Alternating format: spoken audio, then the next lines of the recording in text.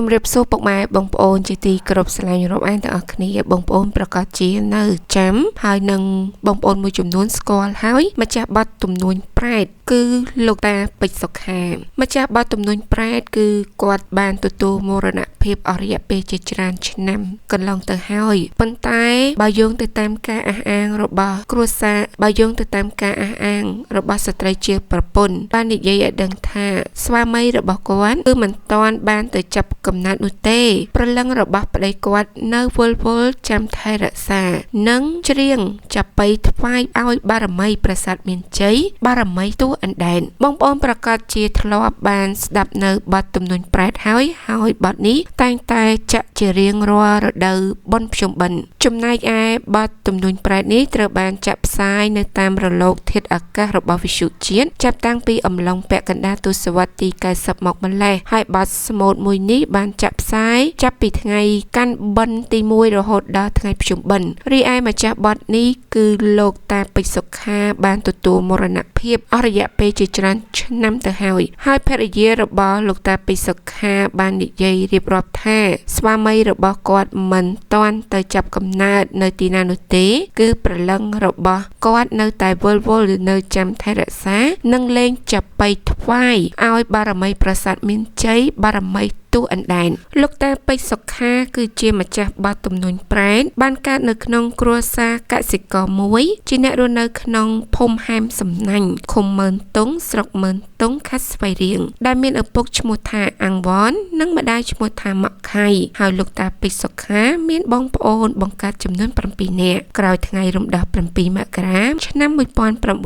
1979លោកតាពេជ្រសុខាបានស្នាក់នៅបម្រើព្រះសង្ឃនៅឯទីវត្តអារាមមួយនៅក្នុងស្រុកកំណើតរបស់គាត់លុះមានវេលាថ្ងៃមួយលោកបានចូលទៅបោសសម្អាតក្នុងចេតិយចំណាស់មួយដែលតម្កល់ធាតុរបស់ព្រះគ្រូចៅអធិការក៏បានប្រទះឃើញគម្ពីរស្លឹករឹតមួយក្បាលនិយាយពីប្រែដែលត្រូវកណ្ដៀរកោកណ្ដាល់កាត់ដាច់ជាអន្លើយរួចយកមករក្សាទុកលុះប្រមាណឆ្នាំក្រោយមកបន្ទាប់ពីលោកតាពេជ្រសុខាមានប្រពន្ធក៏បានយកគម្ពីរស្លឹករឹតនោះមកនិពន្ធបន្ថែមនៅពាក្យពេចន៍ដែលបាត់បង់ឲ្យคล้ายទៅជាបទទំនួញប្រែតនេះឡើងហើយបទទំនួញប្រែតនេះដែលស្មូតដោយរូបលោកតាពេជ្រសុខាផ្ទាល់បានធ្វើឲ្យអ្នកផងបានស្ដាប់និងស្គាល់ឈ្មោះលោកតាពេជ្រសុខានៅក្នុងអំឡុងពាក់កណ្ដាលទសវត្សរ៍ឆ្នាំ1990តាមរលកវិទ្យុនិងចាប់ផ្ដើមល្បីរន្ទឺខ្លាំងឡើងចាប់ពីដើមទសវត្សរ៍ឆ្នាំ2000រហូតមកជុំវិញរឿងរ៉ាវខាងលើនេះស្ត្រីជាប្រពន្ធរបស់លោកតាពេជ្រសុខាដែលគាត់មានឈ្មោះថាលោកយាយហនគាត់បាននិយាយរៀបរាប់ឲ្យដឹងថាខ្ញុំបានរៀបការជាមួយនឹងលោកតាពេជ្រសុខាតាំងពីឆ្នាំ1985មកហើយពួកយើងក៏បាននាំគ្នាមករស់នៅភូមិលេខ4ឃុំប្រែកខ្សែខស្រុកពាមជរខេត្តព្រៃវែងដោយប្តីរបស់ខ្ញុំបានចាប់មុខរបរជាកម្មករលីសែងរត់កង់ឌុបនិងឆ្លៀតដើរច្រៀងចាប៉ីអាចាយនិងស្មូតតាមកម្មវិធីបុណ្យនានាចំណែកឯរូបខ្ញុំកាលនោះគឺជាអ្នកស៊ីឈ្នួលបោកខោអាវនិងធ្វើការងារផ្សេងសពសារពើឲ្យតែមានគេជួលគឺព្រមទាំងអស់ដើម្បីទទួលបានប្រាក់កម្រៃយកមកផ្គត់ផ្គង់ក្នុងជីវភាពគ្រួសារពួកខ្ញុំគឺមានកូនសរុបចំនួន5នាក់កាលនោះគ្រួសាររបស់ខ្ញុំពិតជាមានសេចក្តីសុខបើទោះបី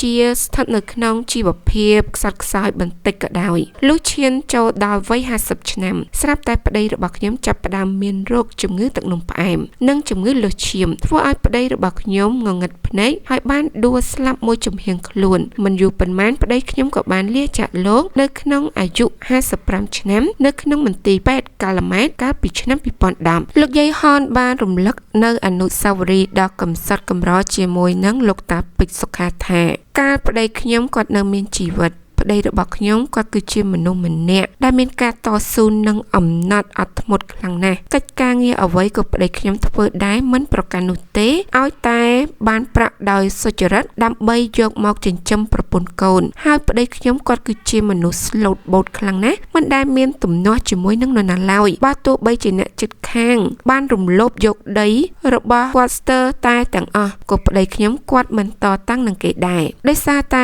ជីវភាពក្រលំបាកពេកហើយធ្លាក់ខ្លួនមានជំងឺប្រចាំកាយផងនោះកាលនោះសម្ដេចអគ្គមហាសេនាធិប បតីតេជោហ៊ុនសែននិងលោកជំទាវបានផ្ដល់ថវិកាទៅគ្រួសាររបស់ខ្ញុំមានផ្ទះសម្រុំរស់នៅដូចគេតាំងពីស្វាមីរបស់ខ្ញុំនៅរស់ម្លេះតាំងពីប្តីខ្ញុំបានចែកឋានទៅគាត់មិនដែលមកបញ្យល់សពឲ្យរូបខ្ញុំជាប្រពន្ធបានឃើញសម្បិតតែម្ដងក៏គ្មានដែរប៉ុន្តែចំពោះសាច់ញាតិបងប្អូននិងកូនរបស់ខ្ញុំវិញគឺត្រូវបានប្រឡឹងខ្មោចប្តីរបស់ខ្ញុំគាត់មកបញ្យល់សពប្រាប់ពួកគេគ្រប់គ្នាដោយប្រឡឹងខ្មោចប្តីរបស់ខ្ញុំមកប្រាប់ពួកគេថាប្រឡឹងរបស់គាត់គឺមិនបានទៅចាប់កំណើតនៅឡើយនោះទេគឺប្រឡឹងរបស់គាត់នៅវល់ថែរក្សាប្រាសាទមានជ័យបារមីតួអណ្ដែតដែលស្ថិតនៅក្នុងភូមិព្រែកទម្លាប់ឃុំព្រែកទម្លាប់ស្រុកលើកដែកខេត្តកណ្ដាលលោកយាយហនក៏បាននិយាយរៀបរាប់ទៀតថាកាលពីប្តីរបស់ខ្ញុំមិនទាន់ធ្លាក់ខ្លួនឈឺពីការនោះនៅរៀងរាល់ថ្ងៃសិល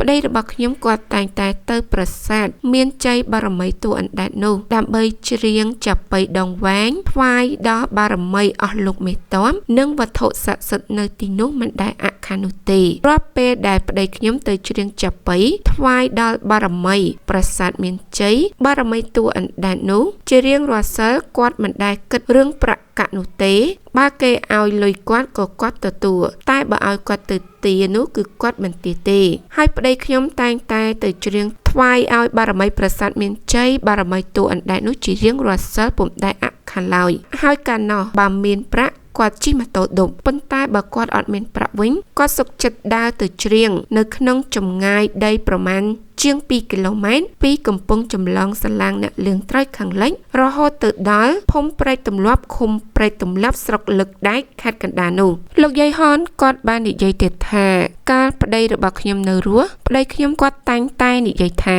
យើងគ្មានប្រាក់ឯណាទៅធ្វើបុណ្យទានធំដុំអ្វីនឹងគេនោះទេអញ្ចឹងហើយអ្វីដែលយើងអាចធ្វើបានមានលទ្ធភាពធ្វើចេះតែធ្វើទៅដើម្បីសន្សំកុសលផលបុណ្យទុកទៅអនាគតជាតិកុំឲ្យជាតិមុខជួបនៅភាពក្រីក្រលំបាកបានមុខខ្វះក្រោយអភ័ព្វដូចជាតិនេះអីលោកយាយគាត់បាននិយាយបន្តទៀតថាក្រោយពេលដែលគាត់បានឮប្តីរបស់គាត់បានមកបញ្យល់សពប្រាប់កូននិងសាច់ញាតិរបស់គាត់ថារូបគាត់នេះមិនទាន់ទៅចាប់ជាតិហើយព្រលឹងរបស់គាត់បានក្លាយទៅជាអ្នកថែរក្សានិងបានច្រៀងចាប់បៃថ្វាយដល់បារមីប្រាសាទមានជ័យតួអណ្ដែតនោះរូបខ្ញុំក៏មិនអស់ចិត្តក៏បានទៅរកគ្រូបញ្ជាន់រូបមើលហើយគ្រូបញ្ជាន់រូបក៏គេនិយាយដូចកូនខ្ញុំដែលពួកគេបានយល់សពអញ្ចឹងថាប្តីរបស់ខ្ញុំនេះគឺមិនទាន់បានទៅចាប់កំណើតនោះទេគឺប្រលឹងរបស់គាត់នៅតាមថែរក្សានិងបានច្រៀងចាប់បៃថ្វាយដល់បារមីប្រាសាទមានជ័យ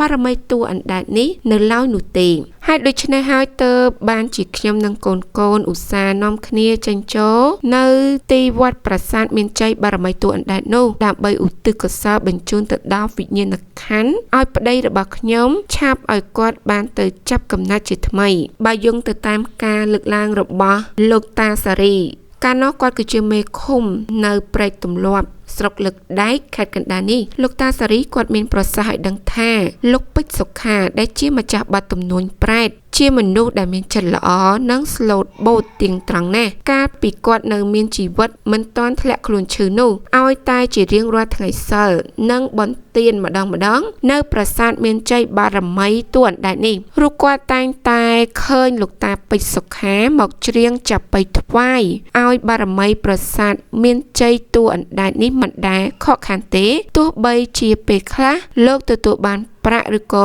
មិនទទួលបានប្រាក់ក៏ដោយក៏លោកតាពេជ្រសុខាតែងតែមកច្រៀងថ្វាយមិនដែលអខានឡើយលោកតាសារីគាត់និយាយទៀតថាលោកពេជ្រសុខាគឺជាមនុស្សអំណត់អត់ធន់ខ្លាំងណាស់ហើយក៏មិនដែលមានចំនួនជាមួយនឹងអ្នកដទៃម្នាក់ណានោះទេសូម្បីតែក្នុងក្រុមគ្រួសាររបស់លោកក៏មិនដែលឮទាស់តែងគ្នាដែរជាងនេះទៅទៀតបើទោះបីជាមានមនុស្សខិលខូចមួយចំនួនដែលជាអ្នកជិតខាងរបស់លោកបានលួចបំពានយកដីរបស់គាត់ក៏ដោយក៏លោកតាពេជ្រសុខាមិនដែរមាត់កតតាំងដែរ ចាស់ពុកម៉ែបងប្អូនអ្នកស្ដាប់នេះគឺជារឿងរ៉ាវមួយដែលតាក់ទងទៅនឹងម្ចាស់បទទំនួញប្រេតបងប្អូនមួយចំនួនប្រកាសជាស្គាល់ហើយគឺគាត់មានឈ្មោះថាលោកតាពេជ្រសុខាគាត់បានទទួលមរណភាពតាំងពីឆ្នាំ2010មកម្លេះទោះបីជារូបគាត់បានលាចាក់លោកទៅក៏ពិតមែនប៉ុន្តែបទចម្រៀងរបស់គាត់គឺនៅតែ